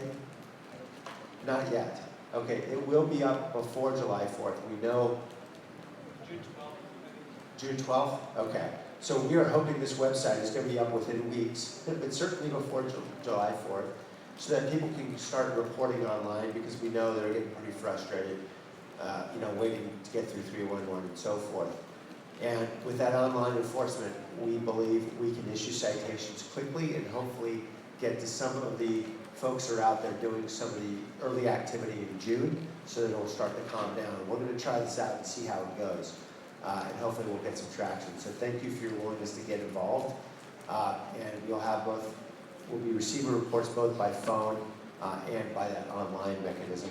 And do we have the website? It's going to be put on the city's homepage. City homepage, okay. For the month of June and July. So www.sanjoseca.gov. It'll be on the homepage starting June 12th, we believe. So I do a lot of early morning runs. I see a lot of homeless people out in kind of their natural state. And what I've noticed is the less enforcement there is, the more of them there come. So I hear great ideas like we're going to increase housing, give them a motel, great. But how do you keep it from becoming a magnet? If you give them a place to eat, sleep, what's going to stop people from coming from other cities? What we've learned through our engagement, we have a lot of ways in which we collect information from people who are homeless. We have a census every 2 years and so forth. But what we're learning in the encampments is as many as 90% of the people who are in the encampments, their last place of residence was actually here in San Jose. And so for the most part, the homeless we have are our homeless. They're people who are from our community. And we see that in a lot of populations. Generally, depending on how you do the surveys, it's typically between 70 and 90%. So there's not a lot of evidence that people are coming here because they're attracted to being in San Jose in particular. In fact, we have fewer resources to offer than, say, San Francisco, which spends considerably more simply because they have more money. The way we can ensure that we can prioritize housing for homeless who have a caseworker here, who have been here for many years, I think that's going to be a critical imperative for us. And as we look at projects, for example, like the one proposed on Center Road, as I've really emphasized with the county, the city, I think it's important that we have a coordinated message that says we're going to focus on reaching out in the surrounding community first and making sure we get people nearby housed first. Because that's the only way we're going to be able to enable neighborhoods to accept the fact that we're going to need to build a lot more affordable housing for the homeless, because it's a real challenge to get sited in a lot of neighborhoods. Hi. First, I'd like to thank the mayor and Councilmember Peralez for accepting the update and the report on the Welcome in San Jose plan. I'm excited that we get to move forward to make San Jose a more welcoming city. My question is, when will the city manager's budget addendum be available? When we get to see that? Good question. Dave, any idea? It'll be sometime in the next couple of weeks. It's about. He says it's out. It's out. So it is out. If you go to the city's main website, you can go to the government tab and go to the budget office. If you go to the 16-17, it'll say proposed budget, and it's listed as a manager's budget addendum. I believe it's actually number 6 or 7, but it's one of the early ones, and it walks through the process. Thanks for the question. Hi, good afternoon. This question is for the city lights and safety. I know with the city this size, we have a backlog, Yeah. but I've been trying to get 2 street lights replaced on my street. And I believe the first time I called was in November of last year, and I sent countless emails. I had my neighbors also call, and we still haven't had any results. Which street are you on? I'm on Minor and West Virginia, and it's a high crime area. It's Carter neighborhood. Gardner, yes. Yeah. We had some theft of copper wire out there. We've had a couple of different things. We've had theft of copper wire, which has been a challenge, but we've ramped up our crews on that, and we've certainly reduced our backlog on that.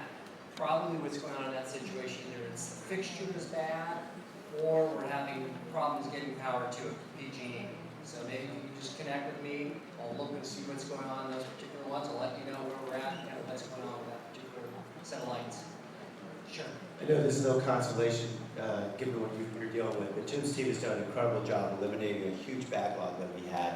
We had calls, hundreds of calls, because of all the stolen copper wire and so forth. The streetlights were out, and in a relatively short period of time, Jim's team has really eliminated that backlog. So when we don't have major mechanical challenges, as I suspect is the case here, we are getting them replaced. And we are undertaking a really massive effort citywide to transform all those awful yellow sulfur lights to bright white LEDs. We got about a third of the city covered so far, about 23,000 lights covered. We've got an RFP coming to us, coming back. I guess we'll see some proposals in the next few weeks, hopefully to get the remaining 40,000 or more converted. So we're going to start seeing a lot better lights in the city in the next couple of years. Crime area, and when the lights go off, there's people hanging around there, and it would be a deterrent if we had the lights working again. It's been almost half a year. And one of the other things too, for yourself and for everybody, that is also part of what you have elected me to be here for as well. Please reach out to my office, my team as well. We can help to be able to connect you to whether it's the Department of Transportation, Public Works, whoever it may be, as well as just to get better answers, maybe just to help the communication between, or to help leverage when it's a situation that may need more of a timely response than another area. That's where we can help and be that catalyst. So certainly, I'll give you my card as well, and we can connect.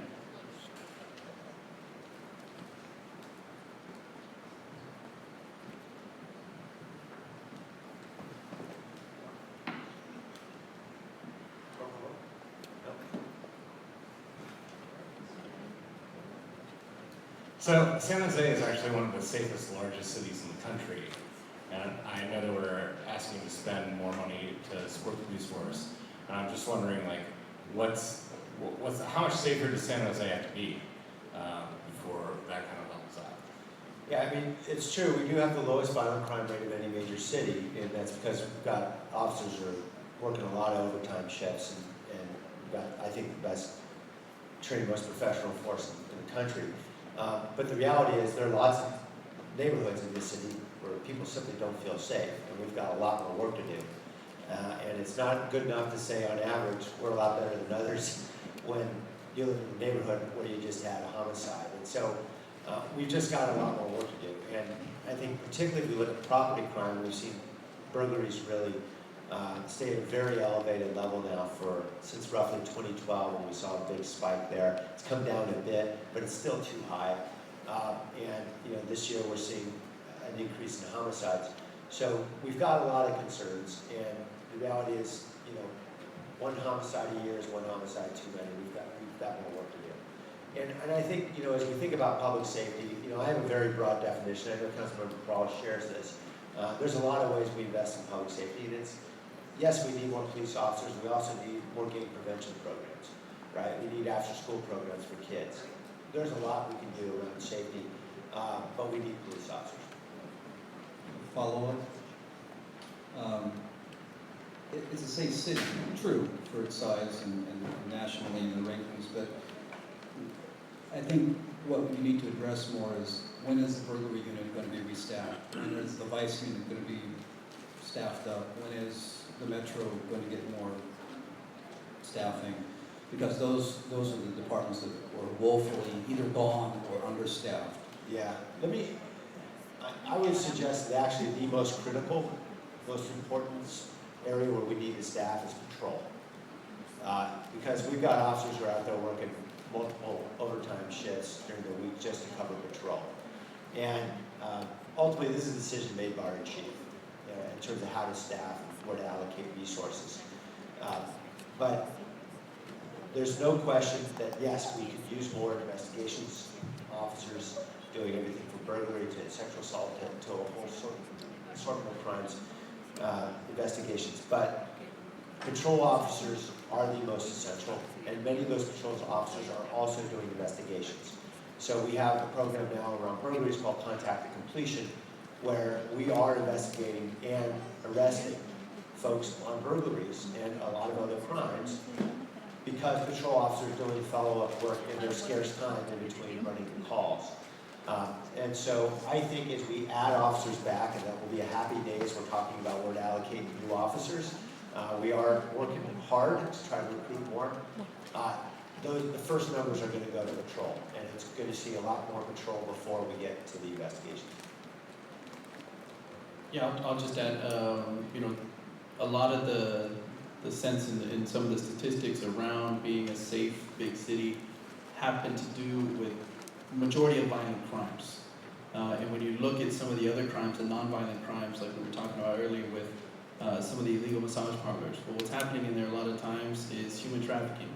And so some of those crimes, right, are not necessarily going to market you as an unsafe city.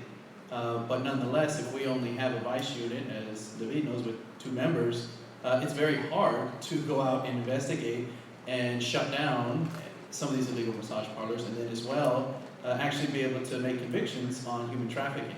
And that's just one example. But most definitely, we have to be able to restore the basic services of our police force. And without a doubt, as we begin to do that, I can tell you the chief will be replenishing or rebuilding and restaffing up all of our detective units, our special operations, because that's, I can tell you that's not exciting to anybody more than the officers that are working every day that want to be able to do those things, but then over the years have not been able to. And I know we just actually, wasn't really a restore, but we renamed our gang suppression unit to the Violent Crimes Enforcement Team. And so this was on the call of the chief, and this is really because of the sense of, I wouldn't say necessarily fear, but the draw that name had on our gangs and our gang members out in the community, knowing that they had this unit out there that was specifically really working on addressing the crimes that they were committing. And so we're doing this as well with the small number of officers that we have today. This is why, again, it's important that we're able to generate, as the mayor was pointing out in his presentation, on the tax revenues to be able to restore a lot of these services. And I think the one, to sort of your question, I think we've proven that we can certainly do a lot more with less than some of these other major cities. If we were on average, we should be above 2,000 police officers in our force. Clearly, we've been working with a lot less. So I don't necessarily know that means we need to get up to that level, but we absolutely want to be back to at least at a minimum where we were a few years ago, and at least be able to restore these departments and these special units that we have. Good question. Kind of good timing to piggyback on that. Just over a month ago, this is more of a comment than a question. There was someone was patrolling and he happened to pull over a car. Over that hour, I would say 20 police cars were handling that. I had the safest block in America on a Sunday night. And so let's assume 2 officers per car, that you need 20 people, not knowing a lot of the details of the situation. We could kind of see what we could see from our window, but it's one person driving a car and trying to arrest him and put him in the patrol car, but 20 officers to handle one person. And it's not like 20 of them were on him at once. I know some are going door to door and asking some questions, but if you're talking about stretching thin, I don't need 20 officers handling one situation. And so, I don't know, San Jose was really quiet that night. Everyone everyone was coming by and even police kind of looking around to see what's going on, but I just thought that was really unnecessary. I mean, it's great that someone happened to catch him, but I thought it was a bit overkill on that many responding to one incident. Yeah, and I've been, as a former officer, I've been on incidents where we've had, you know, up to 100 officers. And so there are times where certainly, indeed, you have, you know, a large amount of officers out on one call. And I couldn't speak to that, obviously, that incident, but in fact, Captain Tindall may be able to address it more personally in regards to that actual incident if you wanted to chat with him after. But the reality is that there are indeed situations that call for a large number of officers. The first one, and God, I would have loved to have had 2-person units. Every San Jose patrol car you see out there, anybody that's working patrol is just one person. So, and that's just how we have to spread thin here within the city. There are special units we have some of our undercover units, or like I said, the VSED team, they may work 2-man, but your basic patrol officers that work in your communities are all working by themselves. And so no matter what, there's always backups coming in to help. But a lot of times, and like I said, you know, Captain Tito can get more detail in regards to that incident, maybe be able to paint a better picture. But there are times where there may be a real violent crime or a homicide, and it's really, really crucial that within a short amount of time, you have to get as many witnesses as possible that have seen that. And if you do it with 5 officers, you may miss something. But if you come in, you flood, you go out, and you get the information necessary, and who knows what was going on. That's why I can't really speak to that incident. But I can tell you that the resources are so thinly staffed that it's the sergeants that are out there and then the lieutenants that are monitoring are certainly making sure that we're not oversaturating something that doesn't need to be oversaturated, and they're going to be sending out, you know, units as soon as they need to other areas. So, but I would encourage you to maybe speak to Captain Tino. Maybe you had something to add. So. Certainly, and again, I don't know about the specific call, but I will say that it's certainly not the norm. We wouldn't have that many officers going out, especially given the time of day. I'm not sure when it was. I'll be happy to get with you. I can fill you in exactly what was going on once I know where and when. But I will tell you, and like the councilman was saying, you know, a lot of times that may be ground zero. That may be a suspect who's wanted for a very serious crime, or maybe in connection with somebody who's wanted for serious crime. That may be ground zero where they're showing up, they're going to get deployed from there, or doing, you know, a canvas. You said they were going door to door. So it tells me there's a little more than just a car stop there. And certainly with the volume of people that were there, I would say it's probably pretty serious, but I'll have to look into it for you. Like a community resource officer probably could have been actual officers. Yeah, and in fact, we'd love to get, the comment was community resource officers could do some more interviews. And in fact, we're trying to get to a point where we have community resource officers with every team. So then that way they actually can come out and assist in taking a lot of the reports or doing some of the non-crucial sort of time constraint or work where you're going to need necessarily an officer that's armed and trained, where if they're just going out to gather statements. And indeed, as we continue to hire more community resource officers, you're going to see them out there a lot more, helping out with that. I see them now doing a lot of traffic control when we're having incidents, and so I think you will start to see some more of those community resource officers used. Okay, I think we've exhausted you. Hey, thank you all for being here, and thank you for your engagement. I really want to thank all of our city staff. Thanks, Councilmember Peralez. And we look forward to continuing the conversation in the weeks ahead. And please don't forget to get out there and vote on June 7th. Thank you.